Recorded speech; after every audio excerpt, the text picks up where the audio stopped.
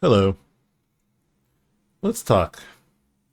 So, it's come to my attention in the last few years that there's a bit of a skill gap. And I have a couple suspicions why I think this is the case. Okay.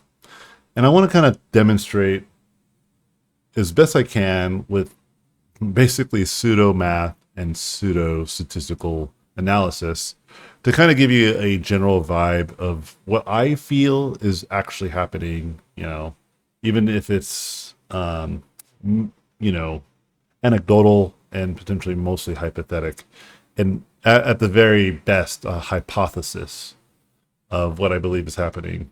But to kind of give you why I say the things I say and why I'm so optimistic for people to try to, accomplish their goals and their ambitions. The skill gap, right? There's a couple things that I think people aren't recognizing. So the first thing that I will say is that when you think about like the larger industry and what is needed in terms of quality, you will typically find like maybe like there's a benchmark right here, and anything beyond this benchmark is pretty much professional. This is like the big boy stuff. Like this is like awesome projects that everybody knows about. This is the kind of stuff that everybody wants to work on. And there's a good range of it. Okay. It's a good range.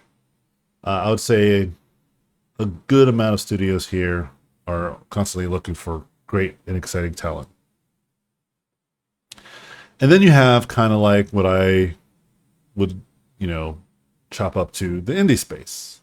You know, everything from here and below is kind of what I would consider indie development. This is where you have these ragtag group of individuals and people that might not have any work experience or any indie experience or professional experience kind of making their own projects. Or maybe there are people that are veterans that kind of move over here because they feel there's more innovation and more opportunity to challenge expectations on projects.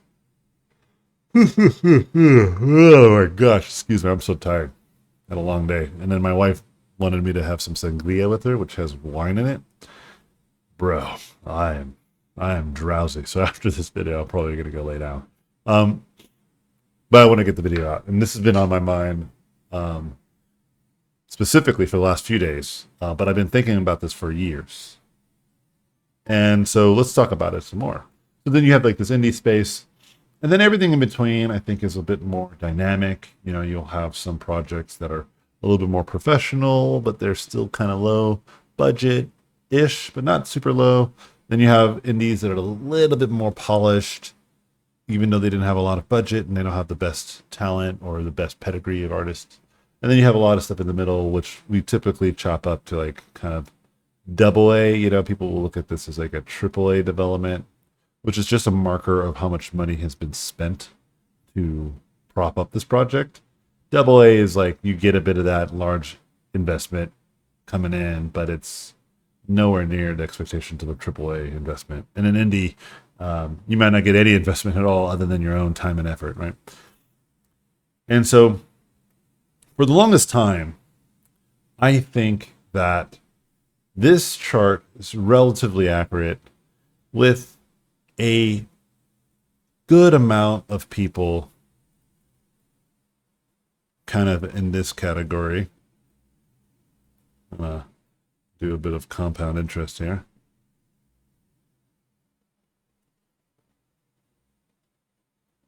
Just to kind of visualize the quantity of people that live in this space, kind of a dot chart it a little bit. Obviously, it's massive. Right? I think this is enough. I don't need to get any more. I don't need to get any more detailed than that. And then you'll start to have people who will kind of sprinkle through here. And then you'll have, interestingly, kind of a large pool in this quadrant. And again, this is just my way to visualize this. So then this is kind of the skill guide. You'll notice that there's a lot of people who are incredibly skilled and kind of stay in this indie space, and some of them break through and some of them don't. And then there's like this kind of scattering of people, and again, an individual who, let's say, kind of is in this paradigm can easily kind of, can easily shift between like this range. Like I could see them bouncing from indie projects to AAA, but this is kind of all the work that they can get. It's like right around this little area here. And then you'll have people who are extraordinarily skilled, who can like literally take any opportunity that they want. Typically, these people don't even entertain smaller projects. I am not one of those people. I like to take on smaller projects.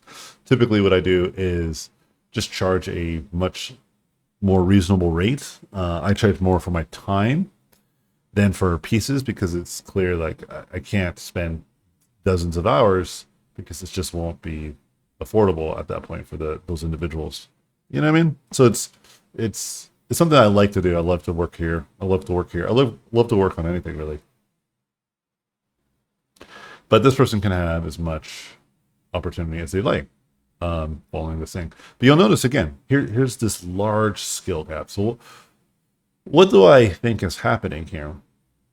Why is this not linear, at least linear feeling? Why isn't this like chart? Why does it have such a huge drop off? And I think a lot of it has to do with the opportunities that exist in this kind of center zone right here. These opportunities typically don't pay nearly as well as some of the opportunities over here. And so what ends up happening is you'll have people who are, for all extents and purposes, improved from that kind of indie space, but they're not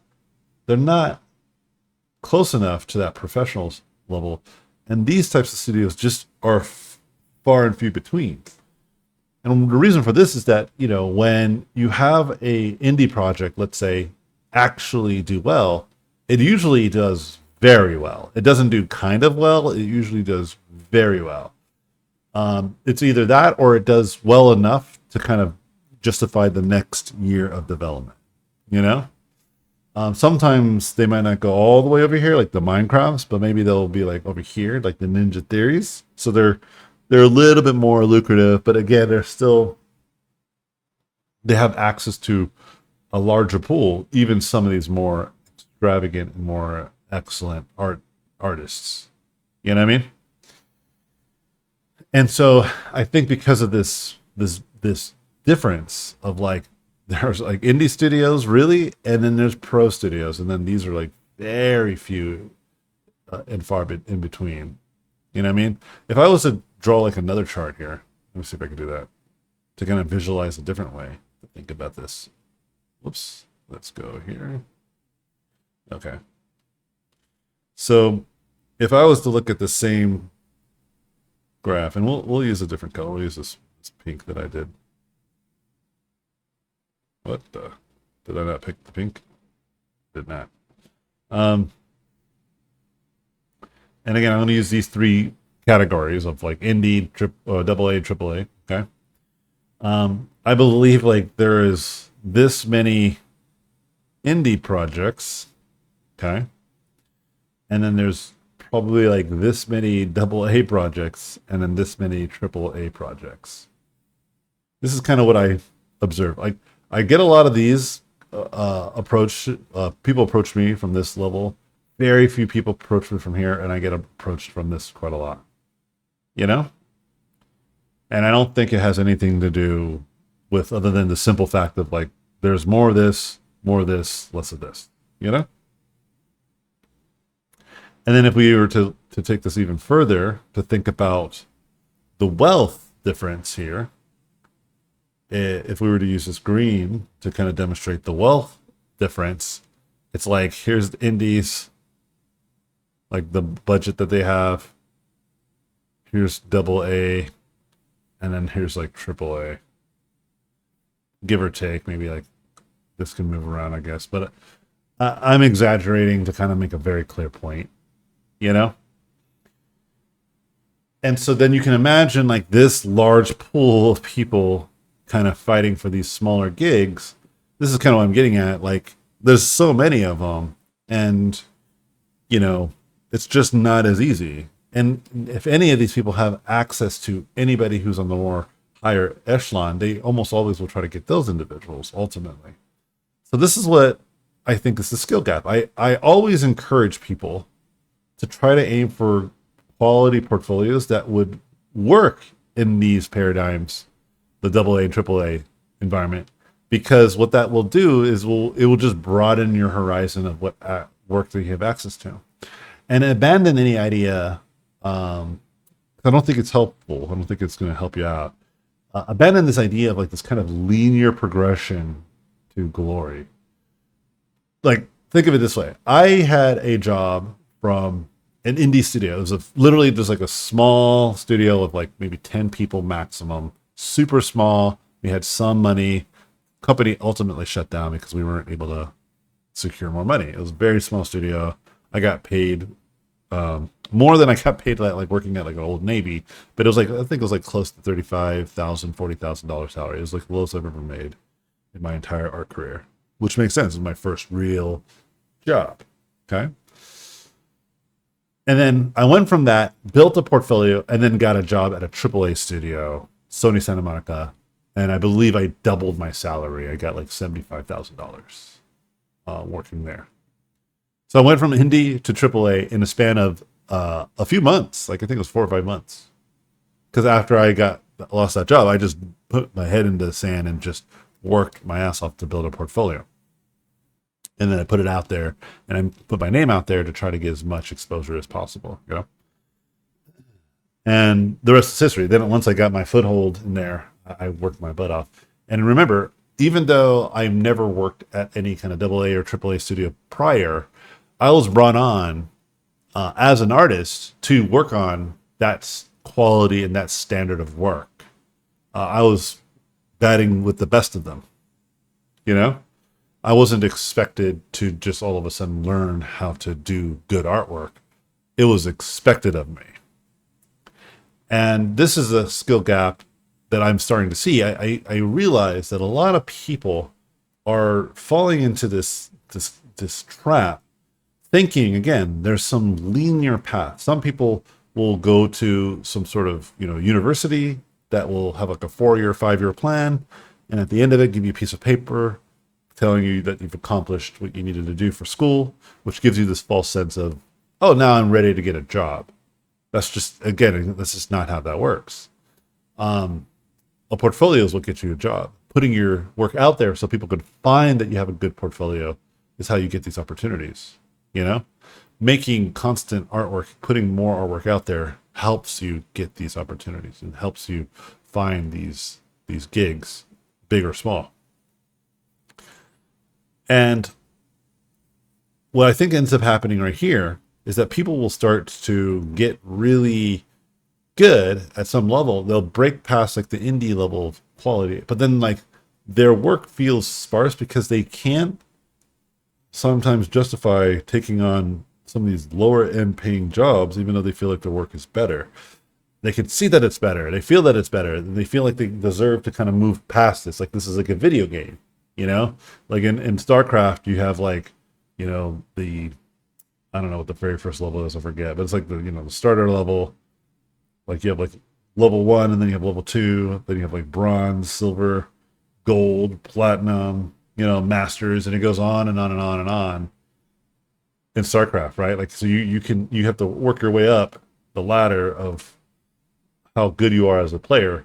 But the way I'm trying to describe this is like there's level 1, and then there's like the master's class stage 3, and there might be, again, let me be clear, there are opportunities that are, I would say, a good stepping ladder to that greatness. Absolutely. Like, I believe that there is something that is the next evolution of your indie development that goes into like an intermediate level to advanced to professional to mastery, right? I do believe that that's true. I believe that there are jobs that exist that can do that for you. What I'm saying is it's not that structured, and those types of jobs in the middle are just so sparse that it almost feels like a waste of time to try to think linearly.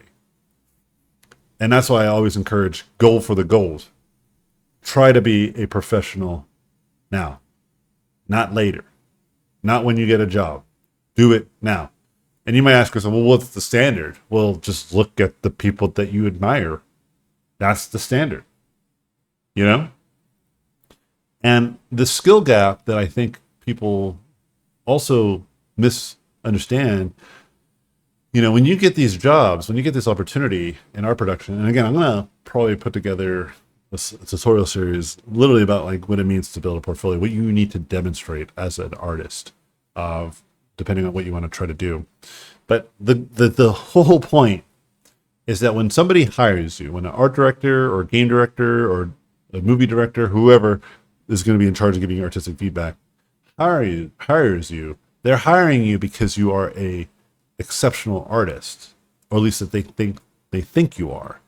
And if you're assuming that when you take on an art job that they're going to kind of teach you how to make better art, this is something that I think is just a complete misunderstanding. I don't think that there are people that are not trying to help you out. Like, I've worked in plenty of environments where the artists that I was surrounded by would give me tips and would give me some great feedback and give me interesting, you know, tidbits on how to improve. But it was always on a more advanced level, and it was always more of like they were also learning this together, and it was kind of felt like a commune.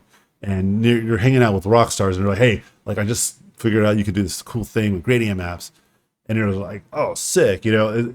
But it's not like how to draw form better, like how to have better perspective or accomplish good anatomy or good character design.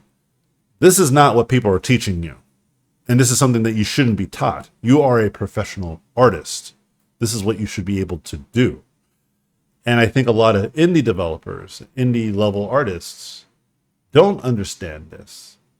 And I think there's, like I said, I think there's something happening in terms of like the larger like ecosystem of art education, that it is so plentiful, that it's so much that it can be incredibly overwhelming, and it's not consolidated. It's not effectively consolidated to actually help you know specifically what you might want to try to accomplish, even though all that knowledge and all that information is available to you. So I'm going to try to make my best attempt to kind of start planting these seeds for you guys, give you some more reasonable perspective. And again, this is at best a hypothesis. I could be wrong quite literally about everything here, but I'm very optimistic that I'm right about most of this stuff.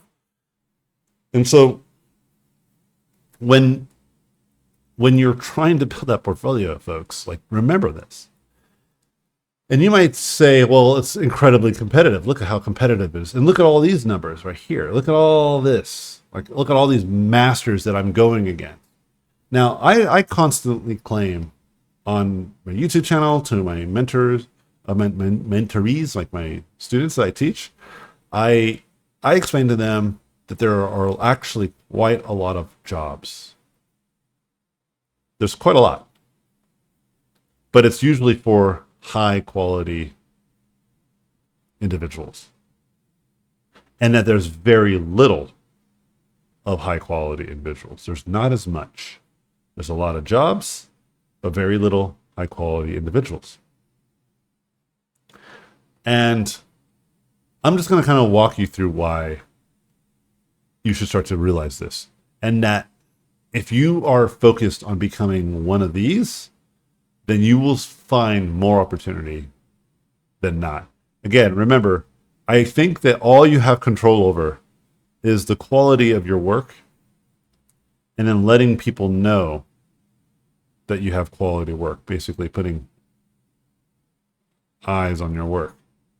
You can only control these two things: the quality of your work and letting people know that you have quality work. That's it. There's a lot of stuff, again, that happens in the industry that you will never have control over, whether it's the climate of the job industry and all the things that happened during the pandemic, the current tariffs, for instance, are having an effect in some industries that I have worked for, so forth and so on, right? Some studios would love to hire you, but they're full. They don't have enough money to bring you on. Some studios are full, but they do have money. They'll make a spot for you because they think you're just too valuable to let go. Some studios are absolutely looking for high quality artists, but they didn't see your work because you didn't share it. You know, there's all sorts of reasons why this can happen to you. But just like if you ever go like charter fishing, kind of like a tailored fishing experience, what they typically do is they'll have a bunch of fishing poles like at the back of the boat, you know, with the premise that one of the lines will snag a fish, which tends to be true. You usually catch several fish, and especially if you basically put yourself out there in the different spots where fish are plentiful, you know. And so that's kind of my approach to portfolios building myself, and it has worked for me for literally my entire career. Even as we speak, I've been posting more and more and more artwork just as a proxy of making this YouTube video stuff. I've been by drawing every single day. I have at least a new image to show every single day, and with this one is not going to be any exception. After I'm done doing these like diagrams, I'm gonna actually sit still and just paint again. I'll probably do a quick speed painting just so I can get it out and about, so I can go lay down because I'm so tired. But anyway, the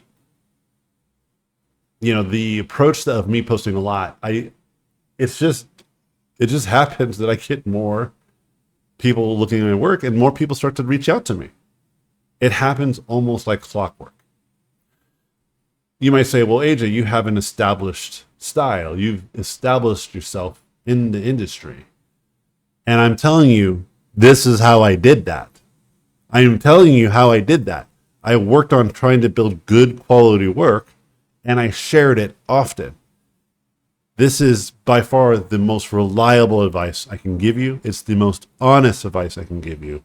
Any other piece of advice I can give you will be more nuanced, will give you some context on what maybe will work for you with your specific circumstance and your unique challenges. But at the end of the day, these two, regardless of who you are, seem to be pretty reliable. And again, you might ask yourself, well, what's quality work then? You know, what's worth showing?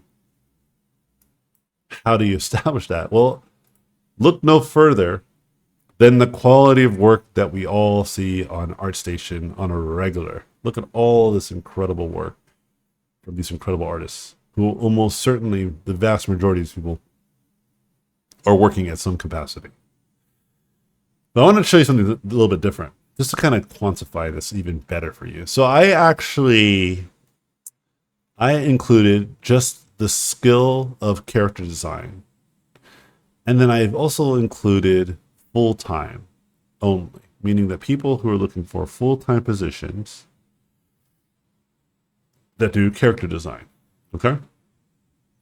And as you can see, according to ArtStation specifically, there are roughly about 93,000 artists. Now, you might be thinking that is a lot of artists to compete against. And the answer is absolutely. But you have to keep in mind, I don't know if this means 92,000 incredible artists. You know what I mean? 92,000 or 93,000 incredible artists. But rather, probably a few thousand incredible artists. I can say that would be more confident. I would go as far to say that maybe 10 to 15,000 of these artists could work at AAA projects. But the vast majority of this number probably cannot. You know? And you can see for yourself. You can just scroll down. But I think most of you can admit that that's probably true. You know? This number doesn't represent raw talent, like incredible, the best ever. I scrolled down actually for quite a while, and I think I got around like the 2,000 quote unquote artists portfolio, like the 2,000 mark of this.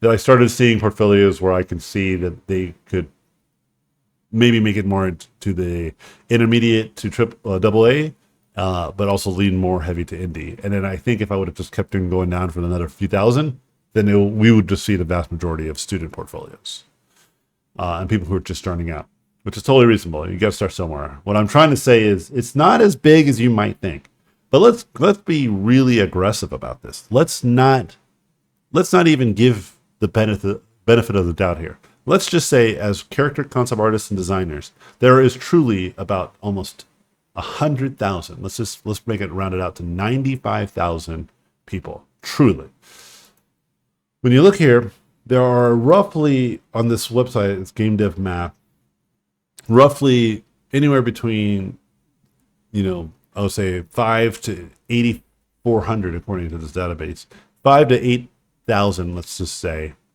And we'll go more we'll go more aggressive. We'll go and say 8,000. We'll meet right there. 8,000 studios and game studios, publishers, and what have you that could use some sort of artist of some sort, right? In just this industry. So then if you do the math on that, let me pull up the calculator. Hold on. If you do the math on that, let's again go 95,000 divided by, let's just make it a raw number of 8,000 artists. Well, this means that each studio could hire potentially, on average, 11, let's just say 12 character designers per team. Now, I'll be honest, that's way too many. I would say maybe 1 or 2, maybe 3 at most, leaving us with probably 9 to 8 artists that would be out of the job. You know what I mean? Per studio, right? So if we were to look at this number and times this by, I believe this is the way to go about it, right? So we would have about 64,000 people, right? According to my estimation of like 3 to 4 artists not able to work in the industry, right? So that seems sad. That seems like a lot. And again, this is considering literally the entire roster that we have right here on character design. Okay. This is not me being more honest about what I think the number actually should be, but we'll come to that in a second. I'm trying to show you, even conservatively, check this out. There are roughly about 13 visual effects studios, according to this 3DVF website. And I think that's right. I think that there's probably around 1,000 to 1,500 for sure. But let's just take this at its word. And let's include that because absolutely visual effects studios hire character designers. How do I know this? Because I get hired by visual effects studios all the time. I got hired by Blur, Unit. What's another one that I get hired by often? Oh, when it was around, actually, Digital Domain, and so forth and so on. It happens all the time. I get hired quite often from these types of studios. It's literally one of my favorite gigs to do is working for visual effects studios. Anyway, so let's add this number back in, and let's be more aggressive with this number, and let's add in the let's go like 8,500 game studios and publishers, AA to AAA specifically, and maybe some indie studios that have some money. Include all of that, right? And this is me excluding some of the really big or small indie studios, which I believe this number right here, for what it's worth, would be much larger. And some of these indie studios, although they might not be big, they might have enough money to pay you pretty fairly. Anyway, 8,500, and let's just be again more aggressive with this. Let's take this number to 1,500. Let's now be more aggressive. Let's now take this number 10,000, right, with the 95,000, which will basically put us about 9.5 artists per gig. And again, if we subtract 3 from this, giving us, let's just say 6. And so then if we take the What is the number here? Actually, I don't know how I'm doing the math here. I'm fucking this math up. I can already tell. Let's just say that there is roughly about 50,000 people that are left without any opportunities. And I think that's not right, but let's just do this for the sake of this argument. But you can see that this number was going down. That's all I think that matters to me. Whoops. And for those of you who are better at math than I am, stay silent, please. Just live your best life. Right? So 9.5, right? So there would be, this average has improved quite a bit. But keep in mind, there's a variety of styles and other types of studios. I found this like Quora answer from somebody who made an estimation of the kinds of animation studios that exist, saying that they can be anywhere between 5 to 7,000. I've actually read that this number is even bigger, but I am going to again go super conservative. And I'm going to go even further, friends.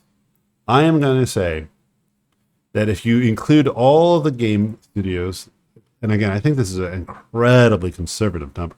Truly, there's a lot more than you might realize. And add the visual effects studios, which again, I think this is being conservative. Maybe I'm wrong. This one we could probably be a little bit more on the nose with the numbers that were given to us. But game studios for sure. I know there's a shit ton, dude. There's so many. And I mean, just look at the mobile game space alone, right? There's so many. And then let's include the animation studio. Let's just round it out to kind of get this number to 15,000. Okay. And listen, we're not even including marketing houses. We're not even including like I don't even mean like marketing like the traditional like Mad Men vibes marketing. I'm talking about like people who do like illustrative stuff and marketing for companies like video game companies.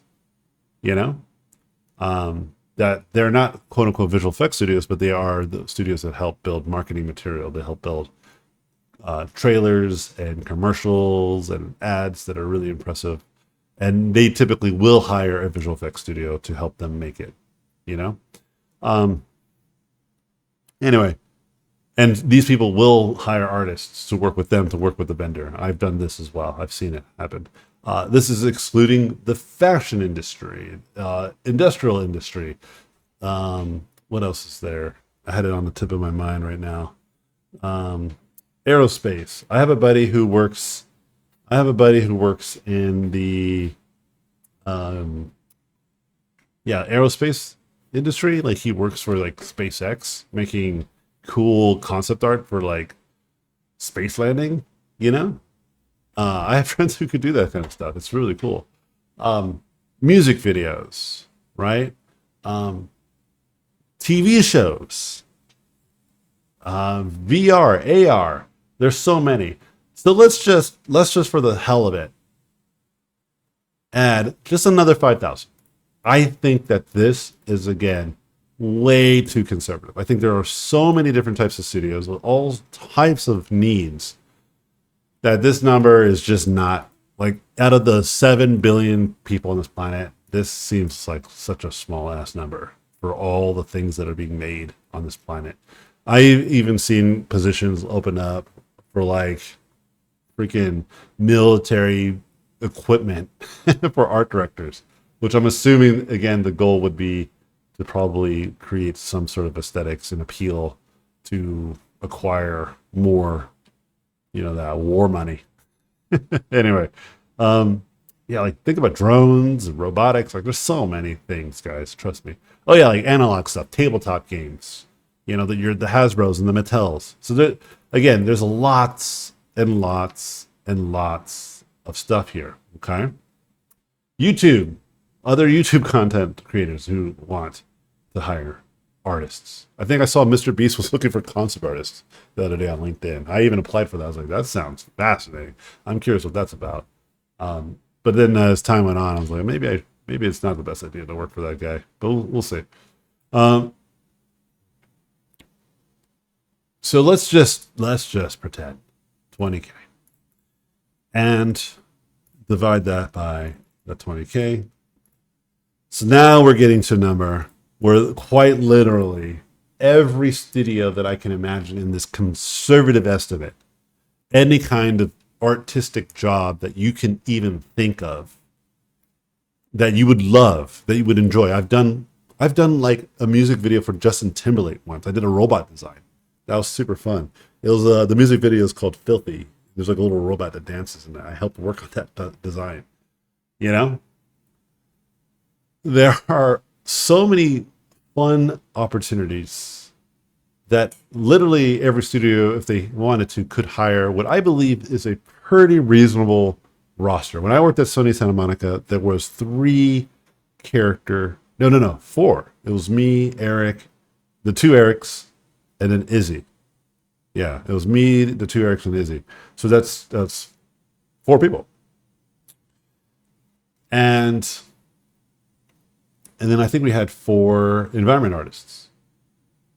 Right? Let me think. Yeah, we had Cliff, we had Luke, we had Jung, and then Cecil. Yeah, I think it was 4 and 4. We had 8 concept artists total, which was awesome. So this number is about what I think is a good AAA sized thing, and obviously, give or take, 1 or 2 artists here, and some teams might take on more. You know.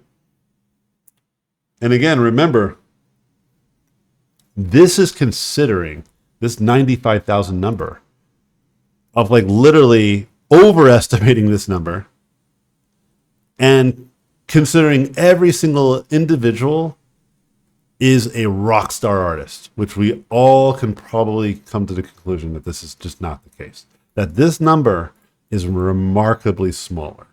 In fact, this number will probably look more like this. Like there's probably, again, conservatively speaking, I mean, I think this number is still too high, but I'm gonna just say it. 5,000. You know what? Let's go even higher. 10,000. You know, about a tenth of these people are freaking the best of the best of the best. That's a remarkably small number, guys. For character design, holy shit, dude, this is super tiny. Then you divide that by the 20,000 opportunities. Then you'll see what I'm talking about. That studios are actually at a deficit. They have not even half an artist. And this is what I'm seeing personally and professionally. This is whenever I hire people, it is actually incredibly challenging to hire high quality artists because either they're already working, I can't find them if they do exist and ready to work, or they just cost too much. I just can't afford it within the budget because they're so sought after. They don't need to take smaller gigs or mediocre gigs. They can take the biggest gigs, the biggest and baddest gigs. I remember I tried to hire this illustrator to do cover art for a book, and he was like, it was in the middle of the year in 2024, early in 2024, and he was like, I'm like booked till like October of this year. So he was like almost a year out. It was like crazy. And that's just the reality of someone like that caliber. He was really, grateful, and he really wanted to, but he just was too busy. He said, I just can't. I got too much shit on my plate. And I was like, okay, totally get it. Listen, if we get rid of this, right? If we just allow just all the artists, let me see what happens when we get rid of full time. Just add all of these to see how big the number gets. Okay. 877,000 types of jobs. And I was looking specifically for character design because that's kind of what I'm known for. Again, if we were to say a tenth of this, right? That's like 80,000 people. right? Maybe 90,000. So now we're at the number that we were at before, but that's like 4.5, what was it, like 4 to 5 artists per studio. But this now would say 4 to 5 artists, like not character designers, all of the art team, from animators, 3D modelers, riggers, or like technical artists, storyboard artists, concept artists. You know what I mean? Like this isn't now visual effects artists. Like this isn't including just a specific subset of skills. This is literally including every artistic position that a studio would need.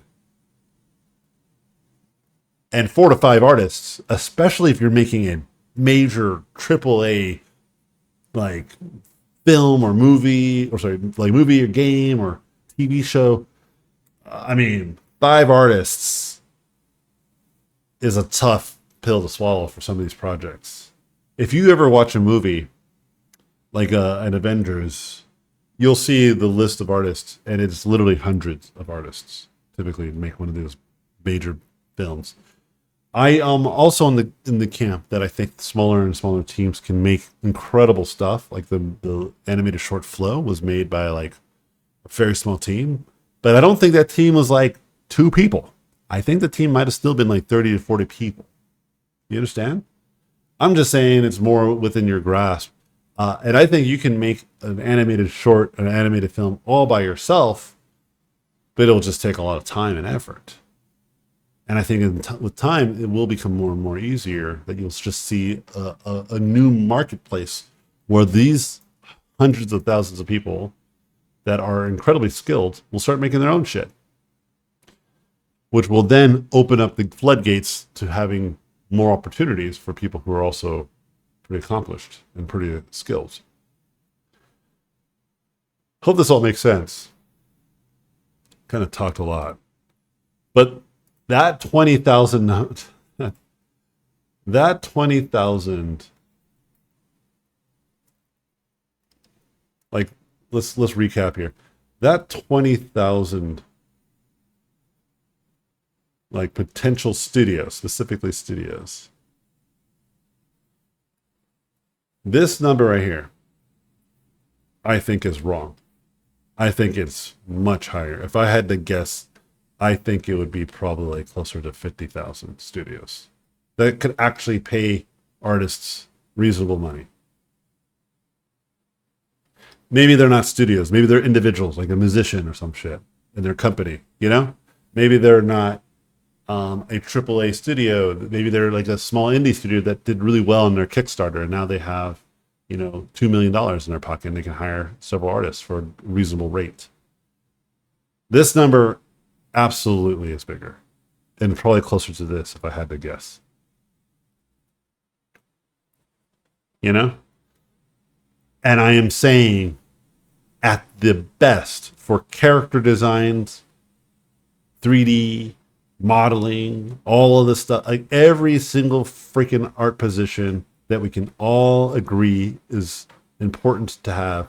At the very best, maybe there's 150,000 capable, high quality talent that can do the work. And you guys will concede that this is not enough people to make a lot of these studios run highly effectively. And that's where you start to see the other range of people, the other was like 50,000, right? 750,000 get approached by these studios because the vast majority of these people are unavailable to them. Either it's just too much, they're just worth too much, they aren't available to work at all, or they don't even know that this person exists, or whatever other reason that on the table.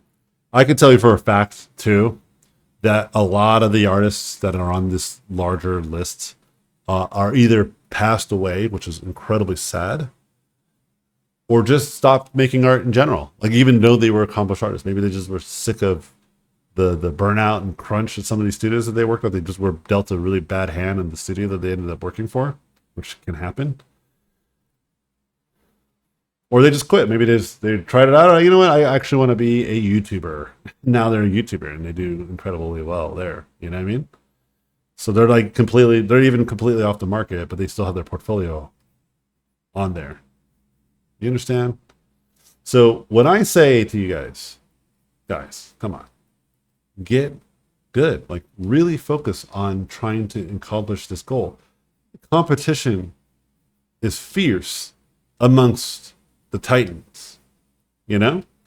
And there is absolutely 100% no reason why the vast majority of people who are listening to me right now can't do it, can't make their own projects, can't make their own destiny for themselves, or fight amongst the best of us and be amongst us, who do really well in this biz with welcome arms. Most of us love other artists and love their successes and their accomplishments. We applaud each other's growth, It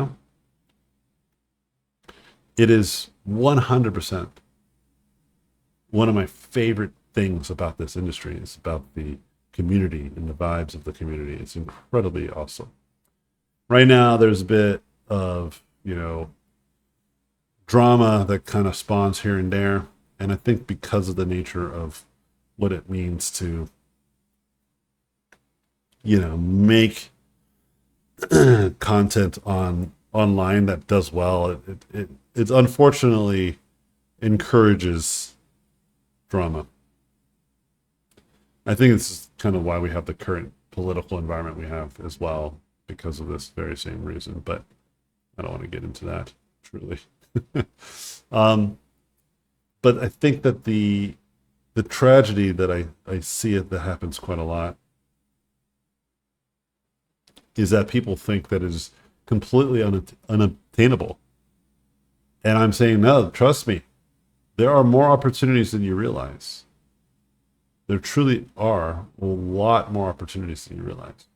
And again, let me be really sensitive to the fact that the industry is truly turbulent and has a lot of things going up and down in it. And I don't think that that's something to ignore. I think that it's absolutely happening.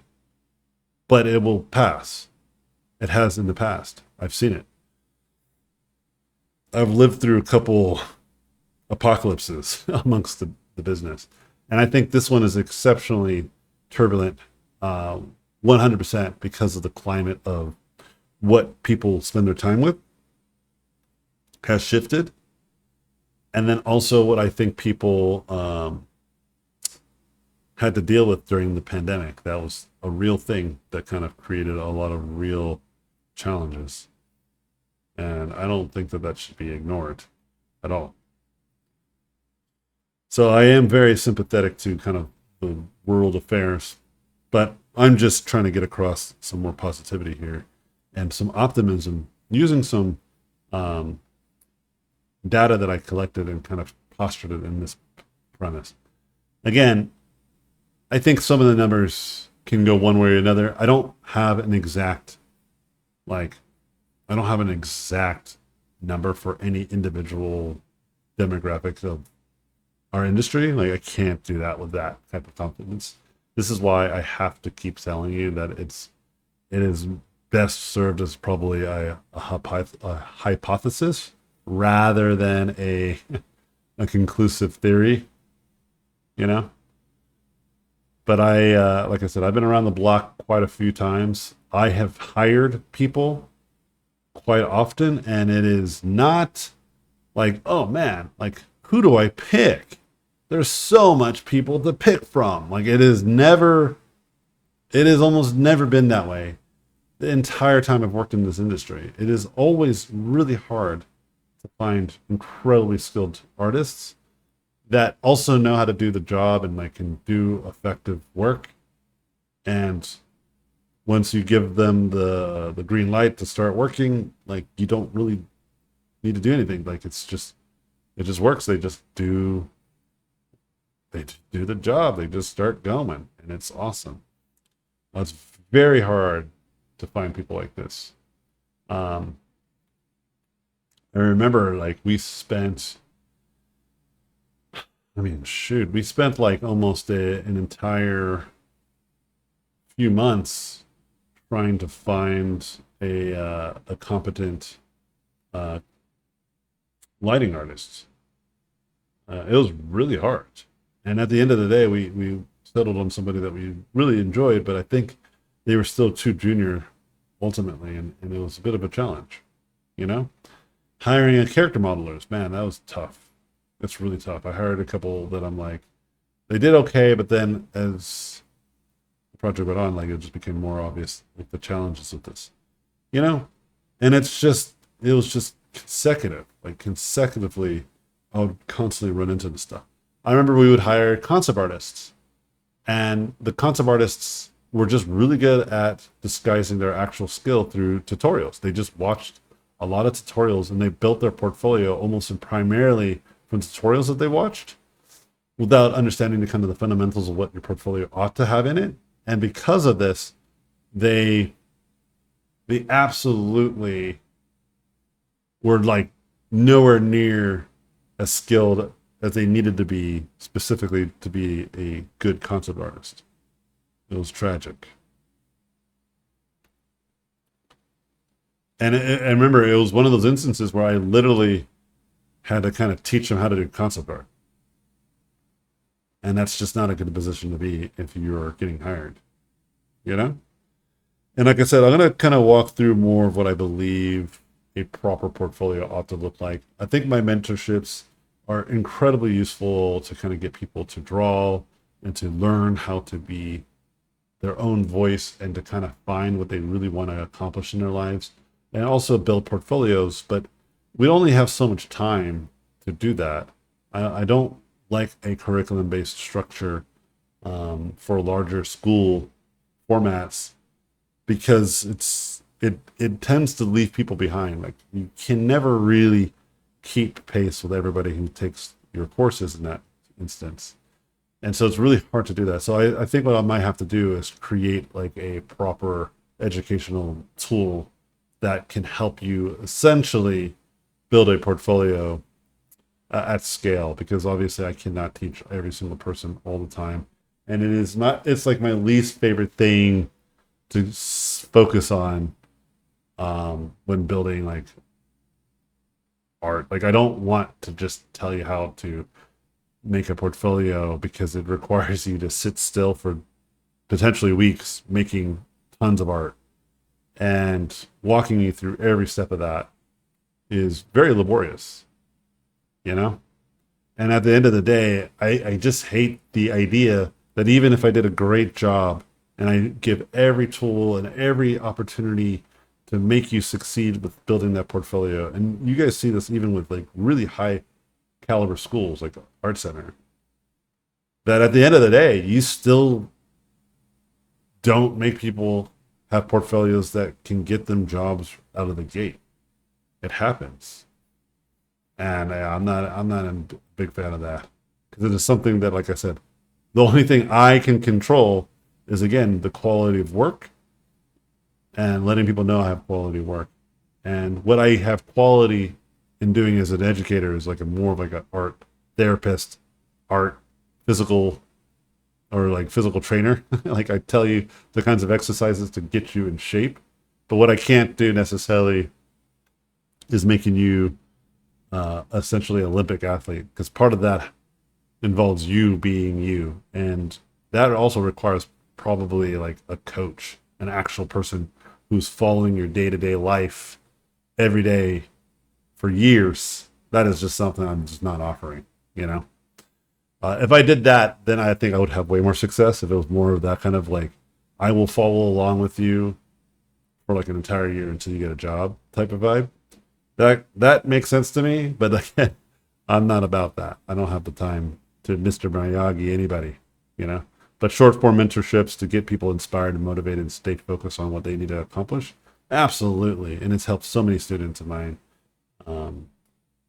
ultimately get jobs in the industry by following kind of the philosophy over years, right? I had a student literally that's in my class now just trying to brush up on their skills, literally tell me that. Or like, yeah, because of the stuff you taught me a few years ago, yeah, I've been working. I'm like, shit, yeah, dude. But again, they've been at it for like years. They've been working on it for like a year or two. So that makes sense to me. That makes perfect sense to me. Matter of a month, can I get you a job? Unless you're already fucking there. If you're already really good, then absolutely. You know, I can help you start to get some opportunities. I can put you in front of the right people if I think it's a good fit, and then wish you the best. And I've done that a couple times. I had a couple students who were like literally rock stars out the gate, and I just gave them that nudge that they needed, and they got work. It just happened immediately. Okay, I'm gonna drop this even further and call it a night. I think I need to go to bed. I'm starting to get super drowsy. Should have not had the sangria, but my wife was feeling stressed out. A lot of stuff's going on, so I just was like, yeah, playing support class for the wife. But anyway, yeah, I hope this video was very informative and gave you guys a lot to think about. It's a long one, but it's been on my mind, man. I've just been like, fuck, I should really sit down and talk about this. And again, I might build a long form tutorial series of like several videos walking you through everything you might need to be able to build a portfolio, and then potentially some sort of kind of quantifiable test to kind of challenge you. And then probably build a bunch with like different types of aesthetics, like stylized to environment art to concept art for characters, creatures. But that's going to be a longer project. I can imagine that'll take me like a month or two of really developing that if I start now. But I haven't even started. I've just been thinking about it. Anywho, cheers. I'll see you guys in my next video. Hope you guys learned a lot.